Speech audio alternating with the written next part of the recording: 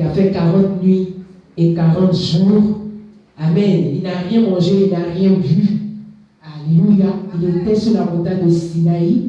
Il était avec le Seigneur de la montagne. Il ne savait même pas, mais son visage rayonnait de gloire. Alléluia. Acclame pour le Seigneur. Je vois le visage d'une personne rayonner de gloire. La Bible dit que quand on se tourne vers lui, quand on tourne les regards vers lui, mon visage est rayonnant de gloire. Tu n'es pas couvert de honte. C'est pour ça que je dis à une personne, pour ce moment de jeûne que tu viens de faire, que tu viens de finir, que la gloire de Dieu rayonne dans ta vie. Amen. Amen. Gloire à Jésus. Amen. Que la gloire du Seigneur rayonne comment? Dans ta vie. Nous voyons que dans l'Ancien Testament, le jeûne est mis en lien avec la prière d'intercession. Il est bon de prier, mais avec la prière, il faut joindre le jeûne. Gloire à Jésus. Amen.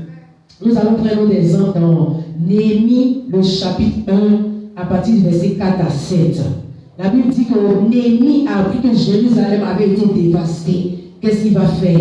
Il va passer plusieurs jours dans des prières, en jeûnant, en pleurant. Alléluia. En confessant les péchés de son peuple et suppliant Dieu de faire grâce. Et c'est ce que nous sommes venus faire lors de la veillée de la prière pour la nation. Nous sommes venus jeûner, prier, intercéder en la faveur de la nation pour que le Seigneur fasse comment? Grâce. Alléluia. Qu'il étende sa main de protection sur tous ceux qui vivent sur le territoire ivoirien. Sur tous ceux, amen, qui habitent dans cette nation. Que le Seigneur jette comment? Un regard favorable. Néhémie. Celui qui prend fait la lecture. J'ai la parole, Seigneur. Oui. Néhémie chapitre 1, verset 4.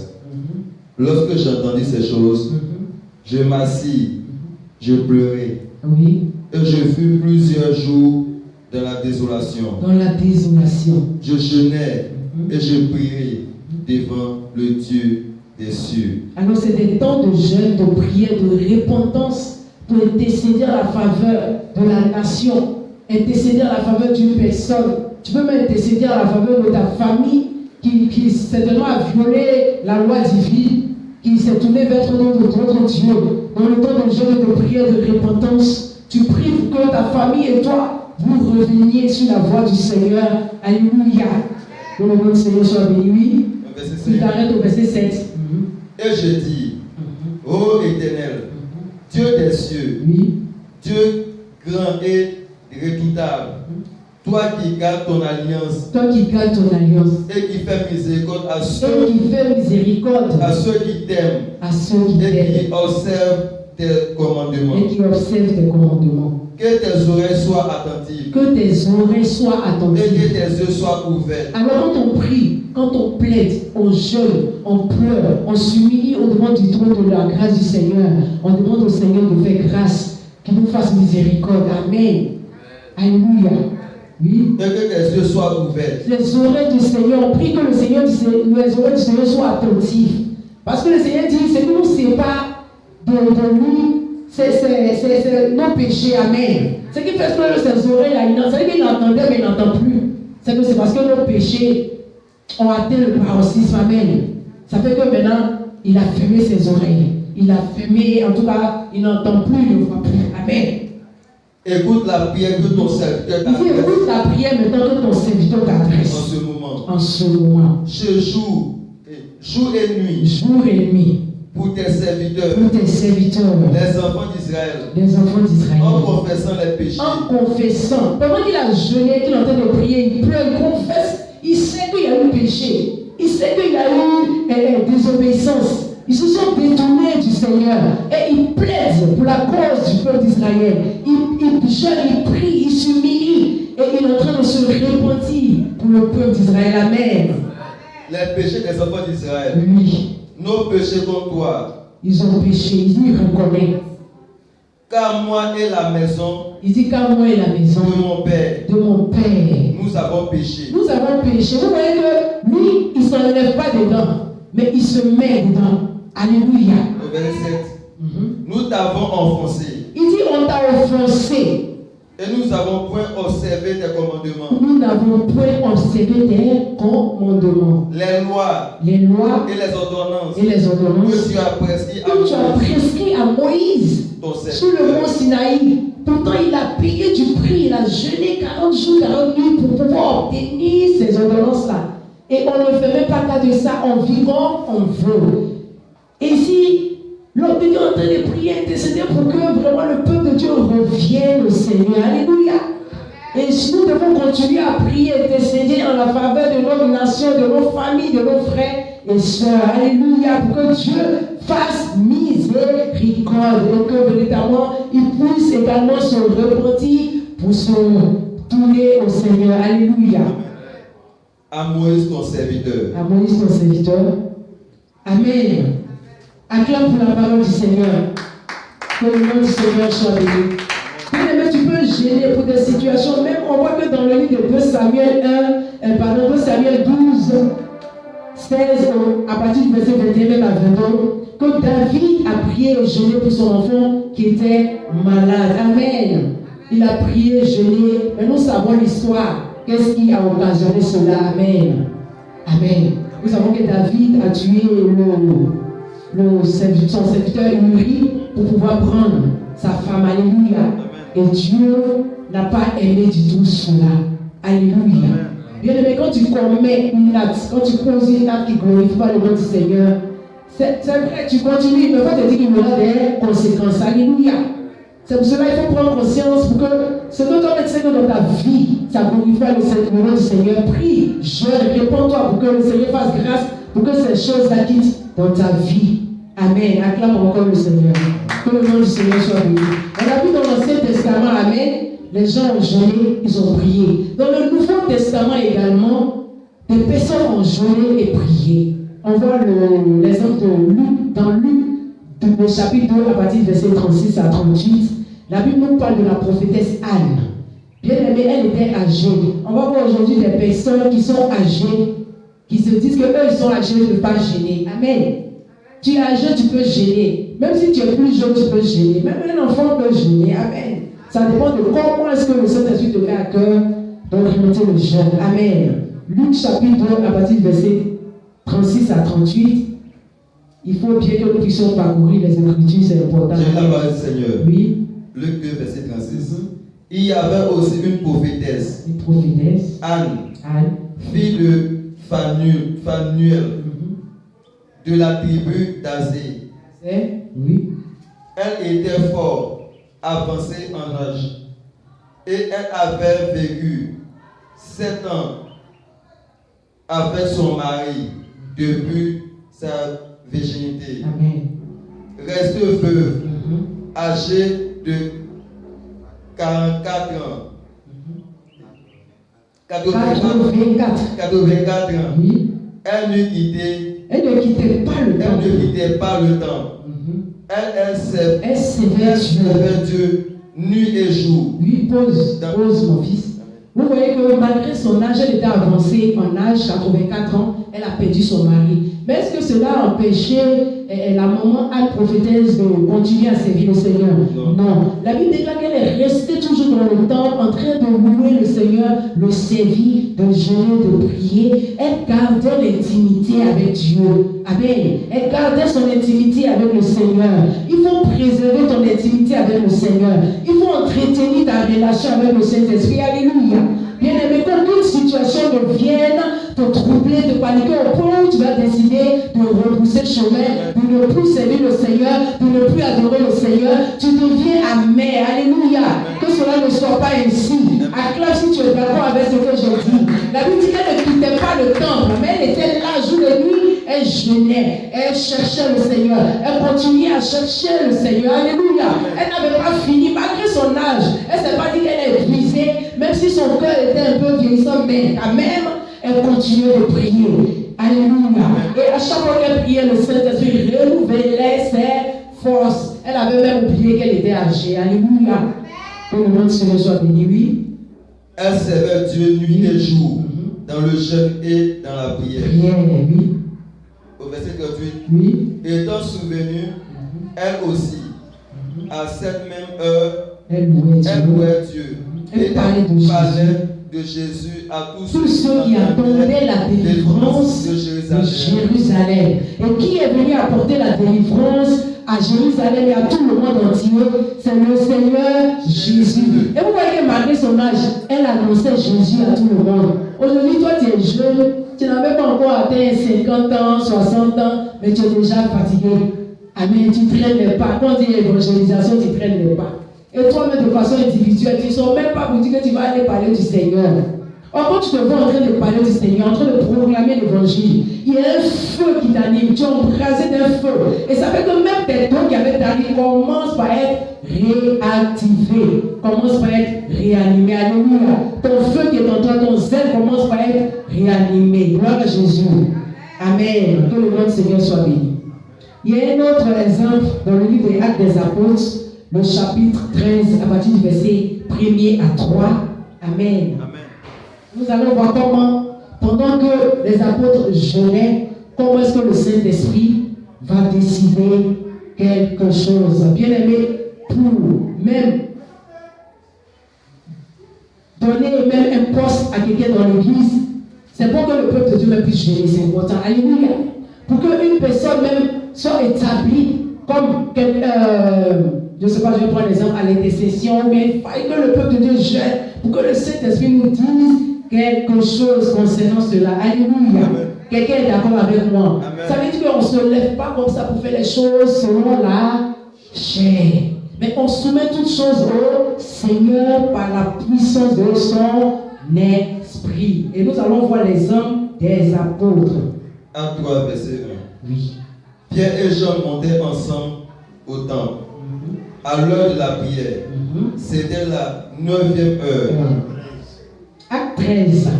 Je lis la parole de Dieu, d'accord? Mais tu peux suivre avec moi, fils. Il y avait dans l'église d'Antioche des prophètes et des docteurs. Barnabas, Simon appelé Niger, Lucius de Cyrène, Manaïm, qui avait été élevé avec Hérode, le tétrarque, et Saul. Amen. Pendant qu'ils servaient le Seigneur, dans leur ministère, et qu'ils jeûnaient. Pendant qu'ils servaient le Seigneur dans leur ministère et qu'ils jeûnaient, le Saint-Esprit dit: mettez-moi à part Barnabas et Saul pour l'œuvre à laquelle je les ai appelés. Alors, après avoir jeûné et prié, c'est après avoir jeûné et prié, ils vont maintenant leur imposer les mains et ils vont les laisser partir pour pouvoir faire l'œuvre du Seigneur. Alléluia. Amen. Barnabas et Paul pratiquaient le jeûne pour discerner la volonté de Dieu. Si tu veux connaître la volonté de Dieu pour ta vie, dans ton ministère, alléluia, pour tes enfants, pour le travail que tu dois faire, pour ton voyage, tu as besoin de demander au Saint-Esprit de t'accorder de pouvoir jeûner et prier pour que tu puisses discerner de quelle est la volonté du Seigneur pour toi, pour ne pas que tu fasses fausse route, pour ne pas que tu fasses, oui, tu prennes une mauvaise décision, amen. Tu fasses un mauvais choix, plutôt, amen. Ils ont prié, ils ont imposé les mains aux deux, et la Bible dit qu'ils les ont laissés partir.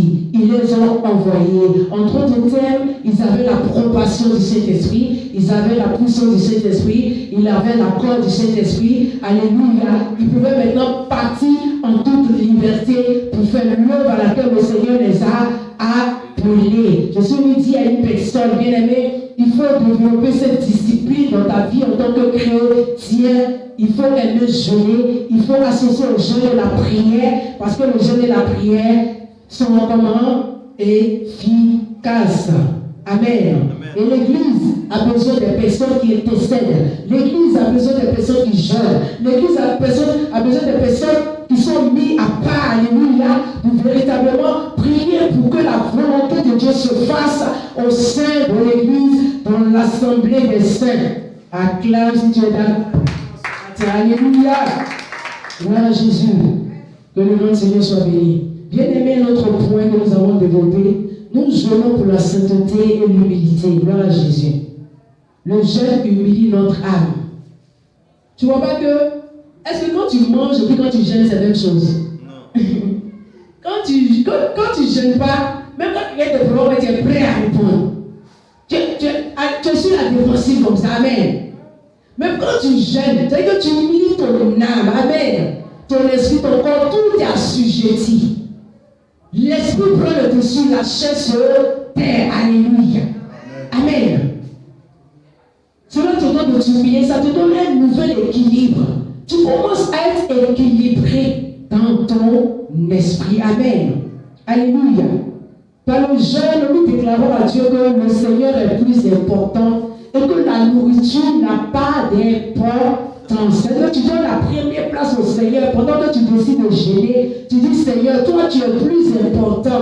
La nourriture peut attendre. Ma relation avec toi est plus importante. Mon intimité avec toi est plus importante. Parce que si tu as perdu l'intimité avec le Saint-Esprit bien-aimé et que tu n'entends plus Dieu te parler, bien-aimé, les choses vont te surprendre. Alléluia.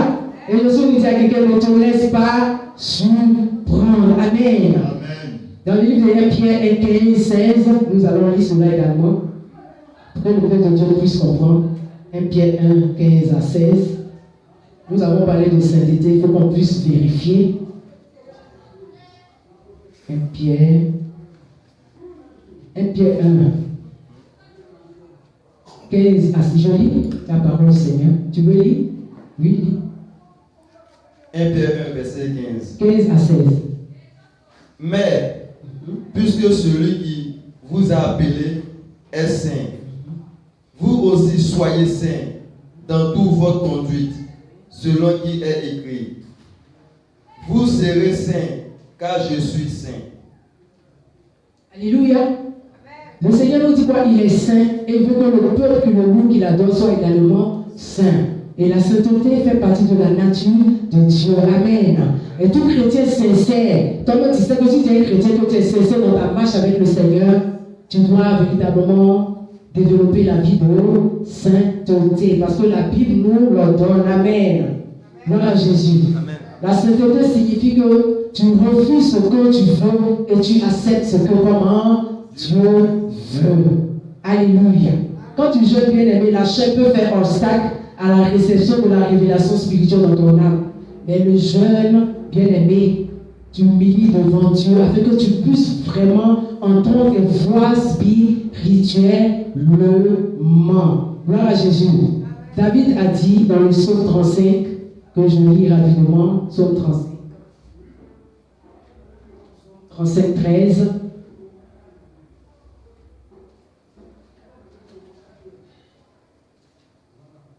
Verset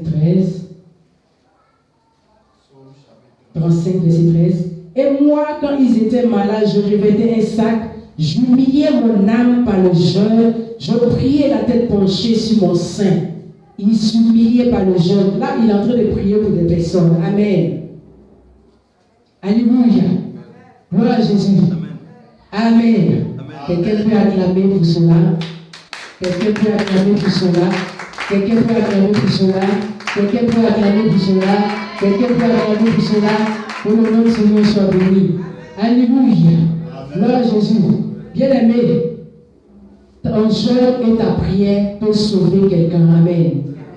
Dis mon jeûne et ma prière. Mon intercession peut délivrer mon église, peut délivrer ma nation, peut délivrer ma famille, peut délivrer mon ami d'une situation compliquée.